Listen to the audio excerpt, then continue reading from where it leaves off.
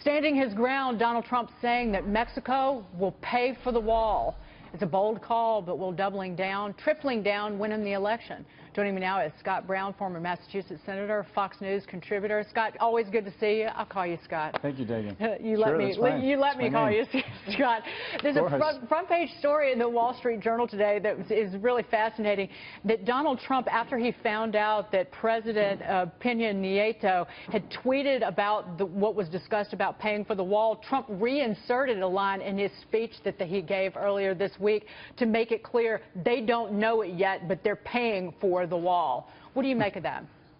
Well, I think it's a little posturing on both sides right now. Obviously, the Mexican president is still battling with the former President Fox, so he has to save face down there. And obviously, Donald Trump, it's one of the main focuses of his campaign. And how does it get paid for? It gets paid for. We give them aid. Well, we're going to give them a little less. They pay fees to come across the border. They're going to go up. There are a whole host of ways to do it. But I have said, listen, he's made his point. He had a great day. He had looked good, sounded good, hit a home run because Hillary was basically hiding again, and he was down there meeting with the president of Mexico. He needs to focus on the economy now until the first debate, and just keep hammering it and hammering it and hammering it, because there's no one out of the two people that are running that can handle it better than him. If you want, as you've referenced in your show already, higher taxes, this kind of economic malaise, then you vote for her. If you want somebody who's going to basically lower corporate tax rates, have a better tax structure and stimulate the economy, it's Donald Trump.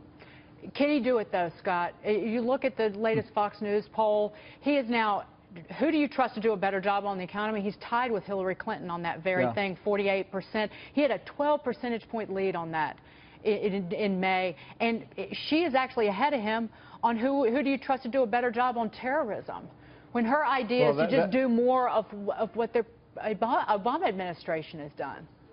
Well, you're seeing, obviously, she's outspending him dramatically. He's not, doesn't have the resources, and plus he's still battling from the right, battling the super PACs, and that has taken its toll, certainly. The good news is that the election is not tomorrow. He can continue to close that gap, as he's done over the last couple of weeks. I think it's still his to lose, providing he stays on message, providing he doesn't fall and make unforced errors. And, as people know more and more and more about Hillary, they don't like her, they don't trust her. We know about the emails. They're going to continue to come out. There's probably going to be more.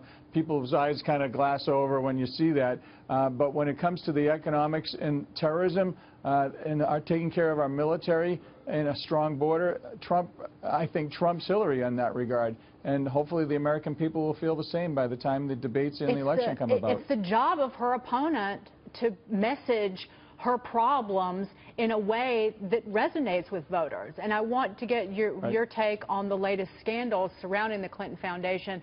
There's a new batch of emails that came out yesterday that show, once again, and this is being kind, quite frankly, blurred lines with foundation contacts and Bill Clinton aides who used tax dollars to subsidize the foundation, and also Hillary's private email server.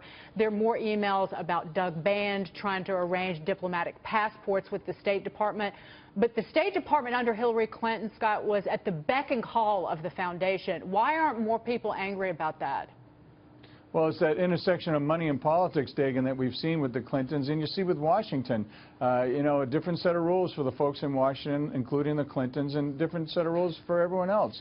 And that's what angers people, and hopefully they'll continue to wake up now that obviously we have the long weekend. People really start focusing on the electoral process right after this long holiday weekend. Kids are back to school. Now people are saying, okay, here we go. We got a couple of debates coming up. We have the election coming up. And what does it mean to me individually? And because Donald's battling from all fronts and doesn't have a lot of folks out there, you don't have Paul Ryan, Mitch McConnell, all the Republicans kind of jumping on board and fighting for him. He's out there battling by himself pretty much. And Hillary's got all the surrogates, all the super PACs, the radical environmentalists, MoveOn.org, George Soros, Steyer, everybody kind of behind her, and it's well, Bernie Sanders is going to be campaigning for her next week. I think he's on the campaign trail with her on Monday. Yeah, well, that's true. In New Hampshire. I don't know if that helps a little bit, because Bernie is looked at by his supporters as kind of leaving them and supporting the Queen of Wall Street, which is a problem for a lot of his supporters. And I think it just reminds them of the fact that, he kind of sold out, as well as Elizabeth Warren, to Hillary Clinton in that regard. Senator, it was great to see you. Senator Scott All right, Brown. Dagan. Have a great weekend, everybody. Oh, you too. Stay dry. It's going to be one of those weekends.